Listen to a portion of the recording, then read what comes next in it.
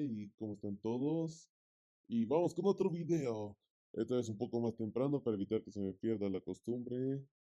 Y también porque seguramente dentro de otros 1000 años no volveré a subir nada. En fin, se haga lo que sea, si ya viste la miniatura del video o la hice bien, significa que ya sabes de qué viene esto. O al menos lo escribí en el título, o eso espero.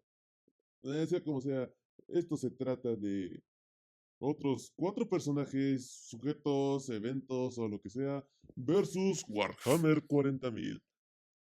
Prepárate para la acción, el desmadre y una que otra fumada aparentemente. En fin, vamos con esto. En los confines de la disorfidad y en el milenio 4131 cuando se me ocurre poner la fecha para estos personajes y cuanta mamada se me ocurra, vamos a ir viendo diferentes personajes que van a cambiar la historia de Warhammer 40.000. O al menos hacer una que otra cosa interesante para, ya saben, el cotorreo y la diversión. Así que la primera cosa, personaje, tipo que aparecerá en esta galaxia de horror y traiciones, muerte y acción con superesteroides, es la siguiente. Es Hiragi Utena, alias Mageweiser. Sí, directamente desde el del episodio anterior. Perdón, mi lengua está mal. ¿Y cómo? ¿En qué afecta esto? Bueno, recordemos que no hay chicas mágicas como tal en Warhammer 40.000, a menos de que me esté perdiendo muchas cosas de las que no tenía ni idea, lo cual es muy normal. Pero aquí pasaremos con lo siguiente.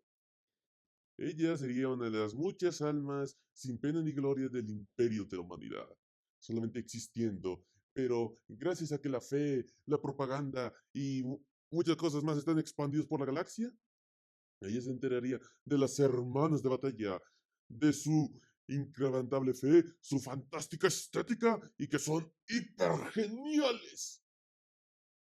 Eso y que tendría pensamientos raros, por así decirlo, para quien no tiene de cara.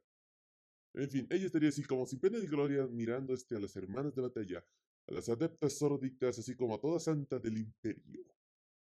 Pero ella no podía hacerlo, no podía unirse a ellas. O eso es lo que pensaba hasta que llegó un demonio de Slanesh. Sí, primero intentó poseerla, pero después pensó en algo más divertido, darle poder, ver qué puede hacer, cuánta diversión puede generar y qué puede hacer una humana cuando es desatada. Al principio su conciencia, sus valores y cualquier otra cosa que le indique sentido común le dicen no lo hagas, pero rápidamente superó esto y empezó a atormentar a los mortales. Castigaba de formas muy extravagantes, muy profanables a todo aquel que se cruzaba. Y bueno, ya que en su anime no hay hombres ni chicos, no estoy seguro si en esta realidad ella los ignoraría, los mataría directamente, les tendría un destino peor que la muerte, o también jugaría con ellos, sin importar qué. Pero sus favoritas serían las hermanas de batalla, y tal vez una que otra inquisidora.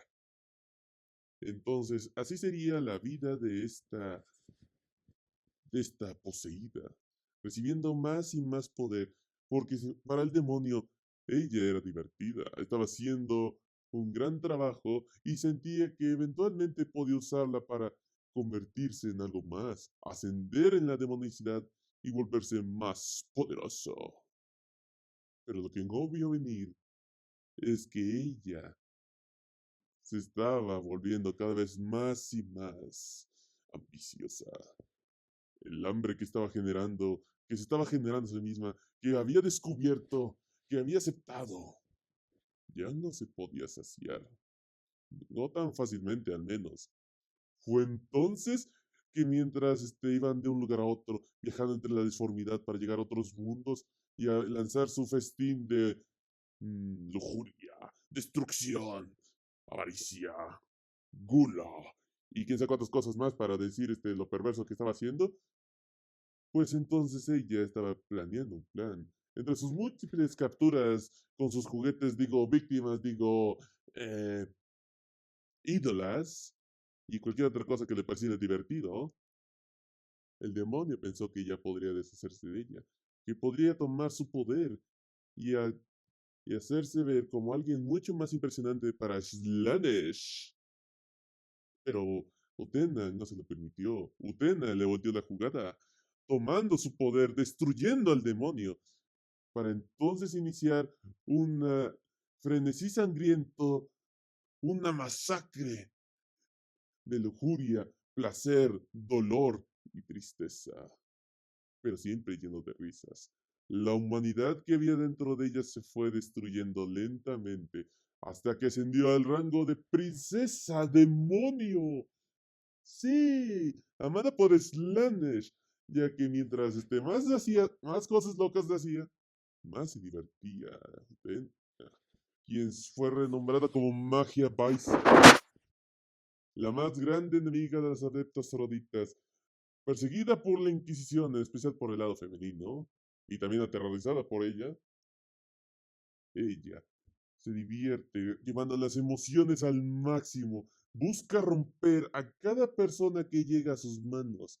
Y como dije, no sé si a los hombres solamente se desharía de ellos o los destruiría por interrumpir su diversión, pero estoy seguro que con las mujeres todo sería muerte, dolor, felicidad, risas, llanto, placer y muerte.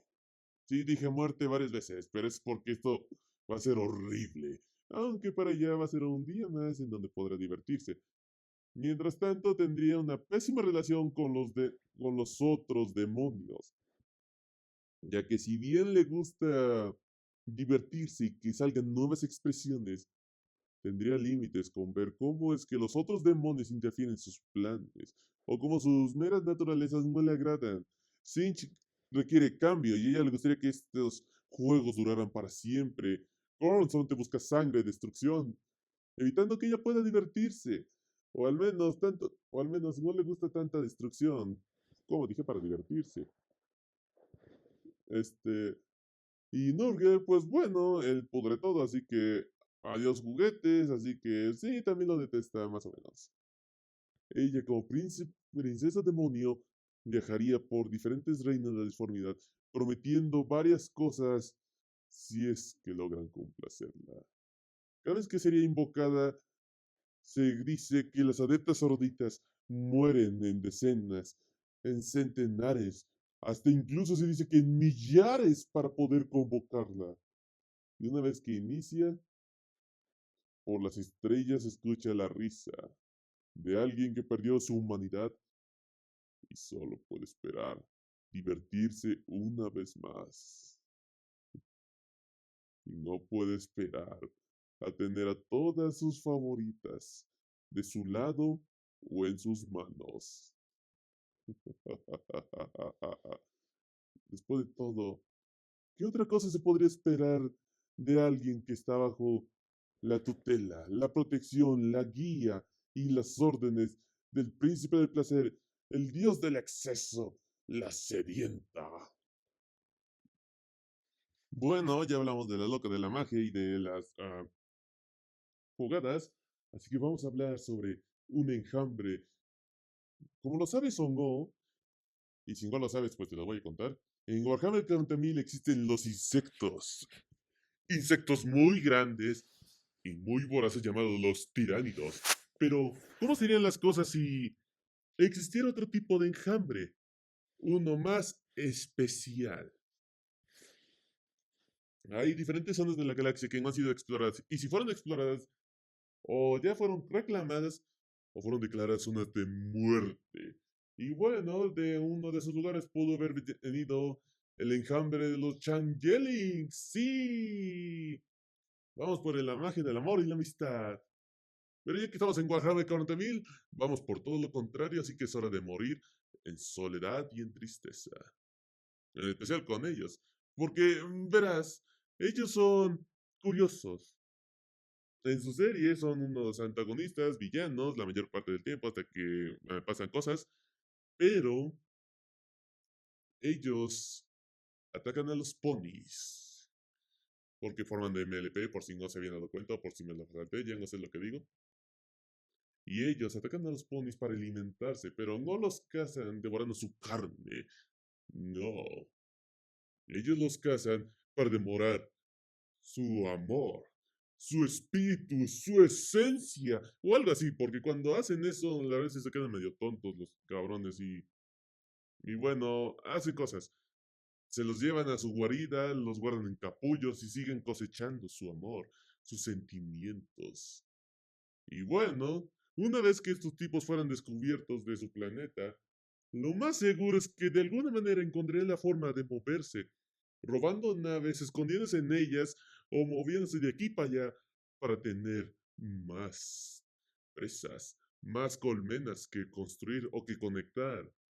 Porque todos los Changelics están ligados, obedecen a una sola entidad, a la reina, que es más grande y más poderosa que todos ellos. Pero bueno, ¿cómo harían esto de ocultarse? Bueno, en primer lugar, las naves de la humanidad y otras más son muy grandes, por lo que podrían ocultarse fácilmente. Y aun si ese no fuera el problema, estos tipos cambian completamente, pueden camuflajearse en lo que sea, en cosas, en tipos, y acá se actúan a la perfección. Además de que tienen sus propios poderes mágicos, por lo que dentro de este universo son psíquicos.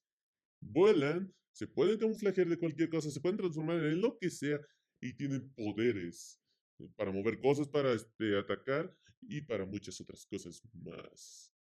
¿Y cómo sería cuando ellos salgan hacia el universo de Warhammer? Pues bueno, serían una maldita plaga porque no tendrías ni idea de quién es quién. Eventualmente se descubrirían métodos, pero mientras tanto, no sabes si tu sargento, si tu cadete, si tu navegador, si tu guardia imperial, si tu marina espacial, si nadie es uno de ellos. Se acercará lentamente, se hará un amigo, será un supervisor, un jefe, un subordinado, y cuando menos te lo esperes, un chillido aterrador sonará en tu cara. Grandes dientes y una lengua afilada se lanzarán sobre ti, y Y ya que estamos en Warhammer 40.000, vamos a decir que más que sentimientos, roba la esencia, las almas, el poder psíquico. Alguna de esas debe servir, dejándote seco o a duras penas para poder tomarte en un capullo, seguir cosechándote mientras te implantan más recuerdos y emociones para que tú mismo las experimentes y ellos puedan seguir devorándote hasta que no quede nada de ti. Sí.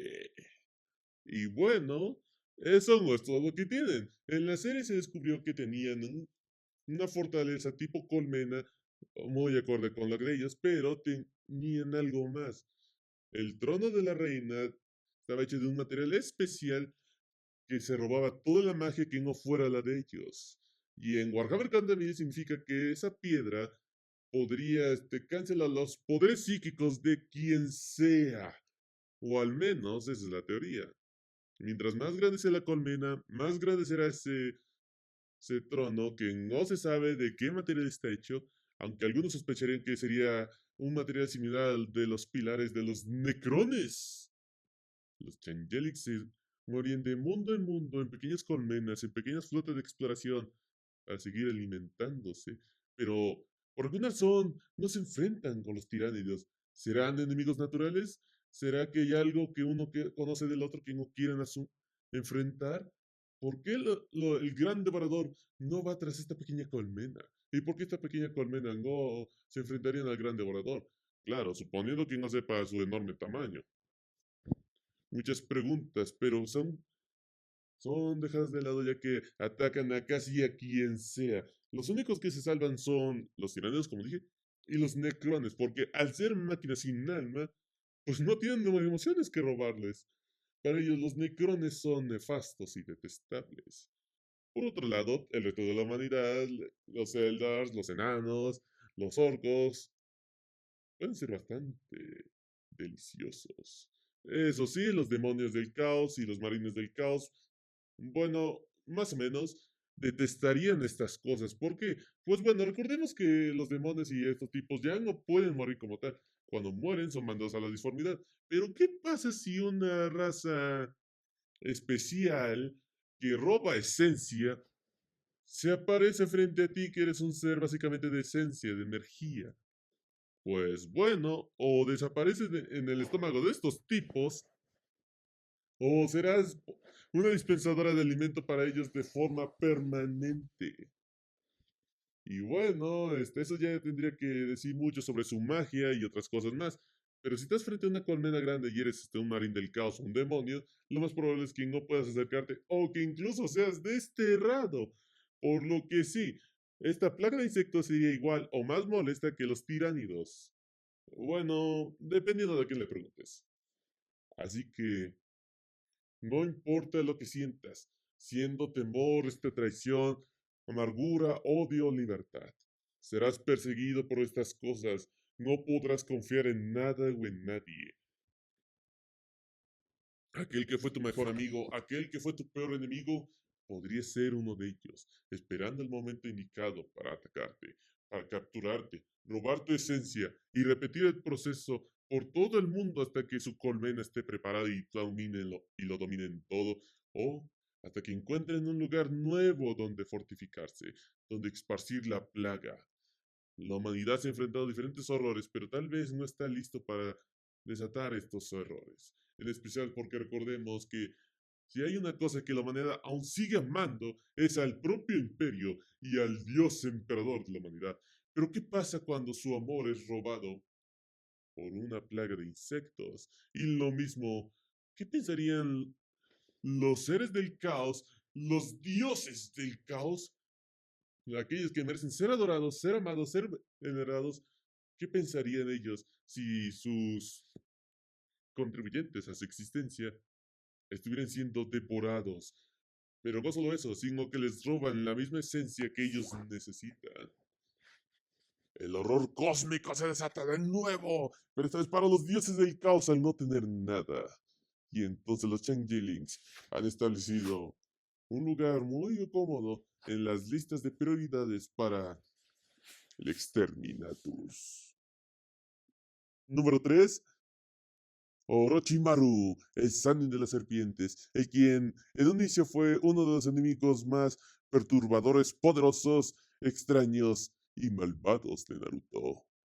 Y bueno, esto sí se va a poner largo, ya que con el primer y segundo puesto fue más general sobre qué pasaría con cosas como estas, qué pasaría si Utena tuviera los poderes y estuviera en Warhammer 40.000 y mamada y media, en más de un sentido creo. Y después puse una variante de cómo serían los Changelings sin meterme tanto en la historia canon, o al menos la que yo conozco. Pero con este tipo, ay, Dios, va a llevar tiempo.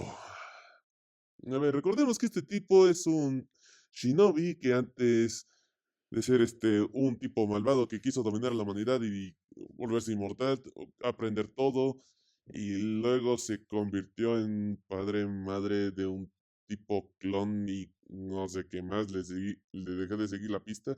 Pero bueno, el caso es que su historia comenzaría con la cruzada del emperador, la cruzada para unificar la humanidad en todas sus ramas, en todos sus lugares. Y uno de esos lugares sería reclamado por el único e indistinguible Rey Rojo, hechicero rojo, perdón. Magnus el Rojo llegaría a su punto y lo dominaría. Y entonces habría algo curioso, un niño pálido, con sombras de ojos púrpura y ojos de reptil, o al menos así se parecía, pero tenía un increíble potencial psíquico, lo que llamó la atención de Magnus, y aunque este chico bien podría haber sido un mutante y algo que debían matar, él se sintió tentado a aprender, a conocer cómo era su costumbre. Se llevaría al chico y entonces estaría sumamente agradecido por el semidios rojo que lo vino a salvar a él y a su mundo, y nunca se le alejaría de su lado. Tomaría las pruebas de los astartes y pasando todas las dificultades se volvería uno de los 1000 hijos, un miembro de la legión de Magnus. Y entonces las cosas parecerían que serían felices para siempre. O al menos desde el punto de vista de Warhammer Community, cuando un Astarte se enamora básicamente de su primarca. Ya saben, extrema de emoción y vamos a hacer lo que este tipo diga sin importar qué. Él haría todo lo que diría Magnus y seguiría sus órdenes completamente. Y Magnus en recompensa le, le compartiría su conocimiento, experimentarían juntos, sería uno de sus mejores asistentes. Pero entonces vino el concilio de Nicea en donde se tuvo que prohibir los poderes psíquicos. Magnus, claro que desobedeció a esto y seguía investigando, pero escondidas, y Orochimaru lo ayudaba, ya que para para el punto de vista de ambos, era muy injusto que se detuviera, solo porque algunos tontos temían lo que no podían comprender, no significa que no se pudiera aprender, pero desgraciadamente los dos idiotas no siguieron su propio consejo, así que investigaron más y más y más. Se volvían más poderosos, descubrían más secretos y Magnus se convencía de que tenía la deformidad doblegada. Y claro, Orochimaru estaba convencido de eso también, sin saber que la arrogancia y la codicia habían puesto una semilla en sus corazones, una que se iría germinando lentamente hasta la caída del señor de la guerra, Horus. Magnus se daría cuenta y gracias a Orochimaru y otros más lograría entrar en el sueño de su hermano para tratar de salvarlo, evitar que cayera al caos. Pero no funcionó. El señor de la guerra había sido tentado y estaba caído. Ya no habría forma de recuperarlo y se tenía que notificar a Terra de inmediato. Pero el viaje sería bastante largo, al menos para Magnus, por lo que se le ocurrió una idea brillante, una forma de salvar al imperio y así como demostrar que los poderes psíquicos son la salvación del mismo. Mediante un gran ritual que cobró la vida de muchos astartes, pudo transportar su conciencia hacia Terra, pero encontró una muralla que no le dejó pasar, no le dejaba ver a su padre, no podía tener comunicación alguna. Y un ente de la deformidad le ofreció su poder porque estaba doblegado. Tenía que seguirle sus órdenes. Magnus aceptó su ayuda y atravesó la muralla para que una horda inmensa de demonios atacaran e iniciaran la guerra de la telaraña, dejando al emperador y a su guardia personal fuera del conflicto que Horus estaba desatando, y Magnus se quedó paralizado al ver el desastre que hizo, pero en vez de intentar resolverlo, en vez de explicarse, en vez de ayudar, escapó, mostrándose como un traidor para el imperio. Y luego llegó el lobo. Sus órdenes eran capturar a Magnus para que llegue a Terra y explique sus acciones, pero se cambiaron y ahora su misión no era capturar, no era retener, no era escoltar, era destruir, masacrar, eliminar Cadia, a los 1000 hijos y a Magnus, y los lobos lo hicieron. Atacaron de forma salvaje, furiosa, justo como lo han hecho en sus diferentes misiones durante la Gran Cruzada, eliminando a todos aquellos, no importa si eran combatientes o no, todos iban a morir. Orochimaru vio esto horrorizado al ver cómo la ciudad, cómo el planeta estaba siendo destruido. Y su padre no podía detener a Lima Ross. No podía hacer nada, por lo que hizo un acto desesperado. Vendió su alma al dios del cambio, a Shin. Y bueno, él se volvió un príncipe demonio. Orochimaru lo vio a su señor doblegarse, arrodillarse ante los demonios. Y luego vio como pese a eso, Limaros le destruyó la espalda y aún así destruyó el planeta. Muy poco se salvó de esa ocasión. Y en Orochimaru, muy poca de la lealtad que alguna vez le tenía a su primarca seguía de pie. Ver cómo falló en proteger a Horus, ver cómo causó la guerra de la telaraña, ver cómo no pudo proteger a su planeta y a sus hijos, y ver cómo se tuvo que arrodillar ante los demonios para incluso perder de forma patética. Hizo que la lealtad de Orochimaru, que alguna vez fue tan sólida como una roca, se fragmentara. Y entonces él buscó sus propios conocimientos, sus propias verdades, pero ya no las compartía, ya no la discutía con su padre. Se aislaba, se mantenía lejos. Él no participó en el asedio a Terra, no participó en la herejía, no porque tuviera lealtad hacia el emperador, sino porque finalmente había volcado toda su lealtad hacia él mismo. Buscó tener todo en sus manos, todo el conocimiento, todos los hechizos. No habría nada que él no pudiera hacer.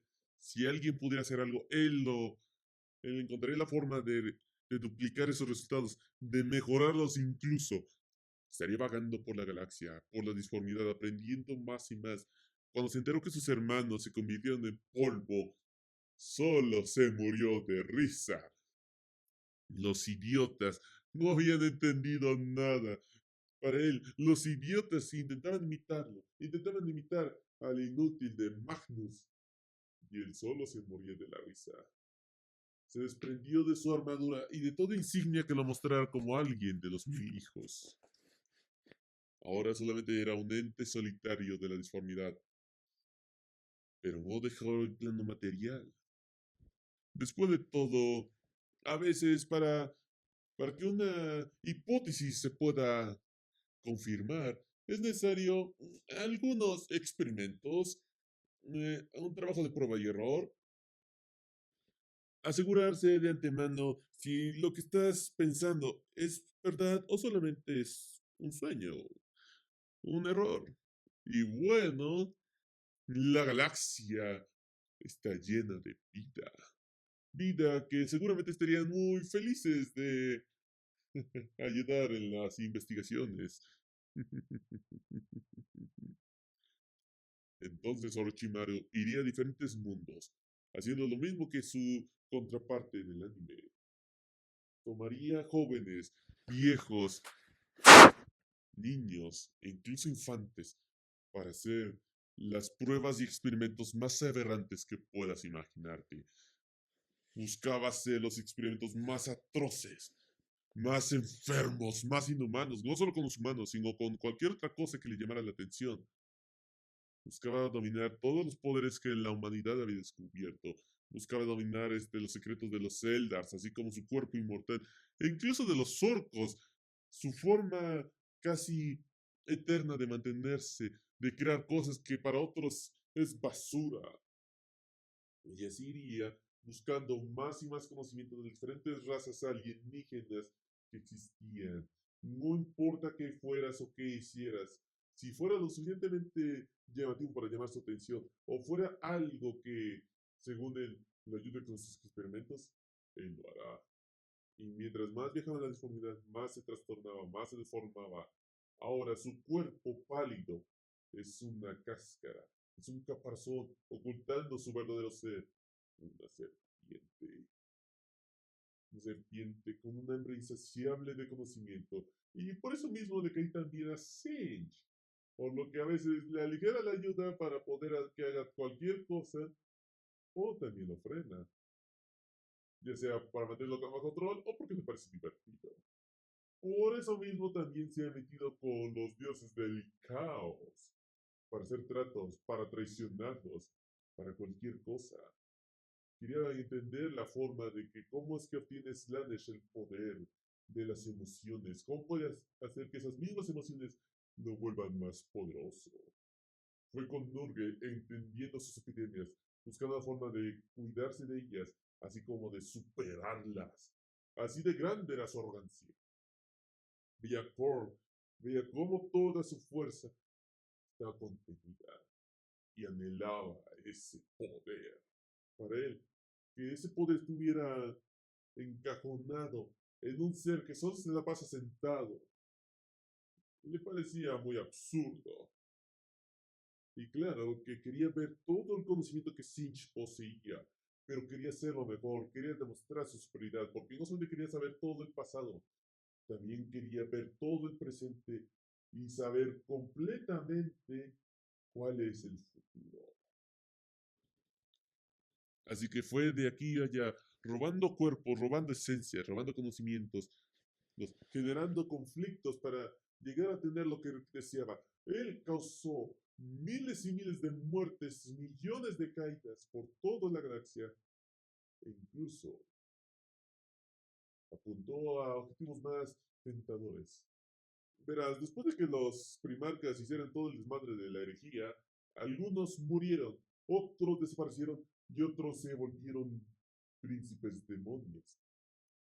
La esencia de los príncipes demonios ya no le servía a Orochimaru, porque literalmente tendrías que luchar directamente contra ellos y él no estaba dispuesto a hacerlo, o al menos no por el momento. Los primarcas muertos, pues bueno, ya no había mucho de ellos, así que como que oportunidad perdida. Pero los primarcas desaparecidos aún son posibles. Vulcan murió o desapareció. Ross desapareció en una búsqueda para salvar al emperador. Corvus fue a cazar a sus hermanos. Yaga Khan desapareció en la telaraña del Celdars.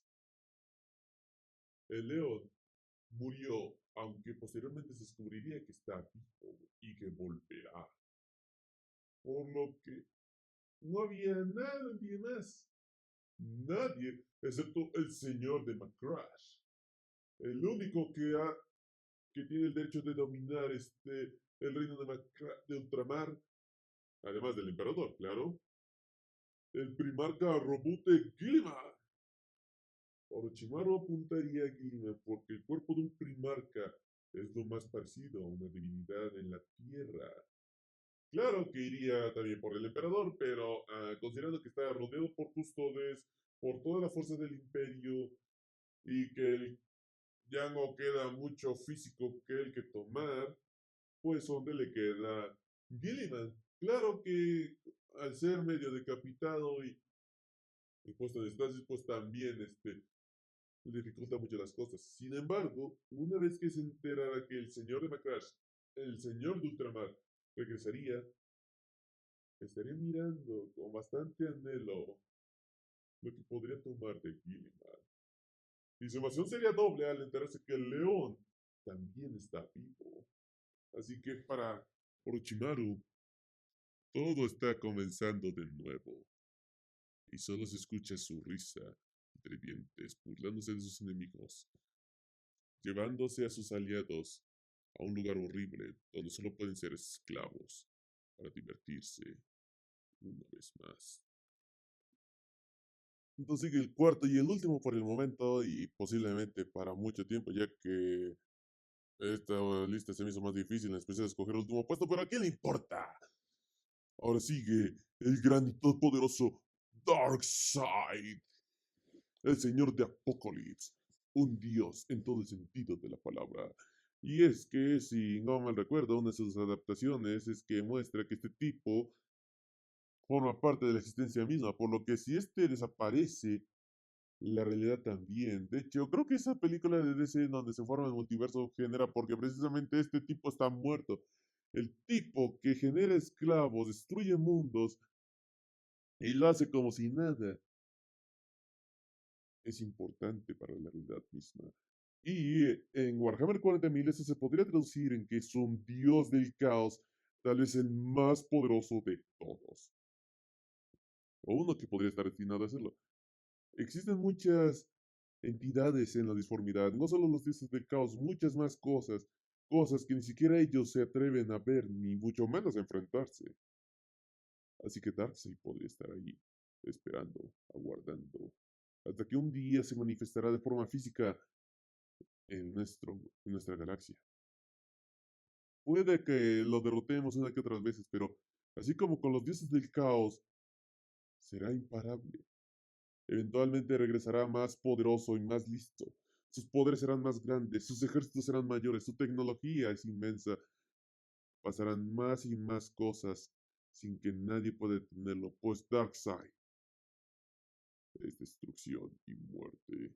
Sin embargo, sus planes no serían mm, tan contundentes contra los demás seres, siempre y cuando metamos en su camino. ¿Y cuál es su camino? Pues descubrir la ecuación antivida, algo con lo que podrá dominar toda la creación, todo el universo, sin que nadie pueda hacer nada. Algunos susurran hablan sobre que el emperador tenía un némesis muy poderoso, tan poderoso que el emperador se tuvo que ocultar de él para evitar que se encontrara el imperio. Otras voces hablan que los dioses del caos se aseguran de no atravesar sus propios reinos más allá de los límites hacia el exterior para evitar que él pueda verlos. Otros susurros dicen que él sabe exactamente lo que está pasando, sabe exactamente quién está en dónde y qué está haciendo.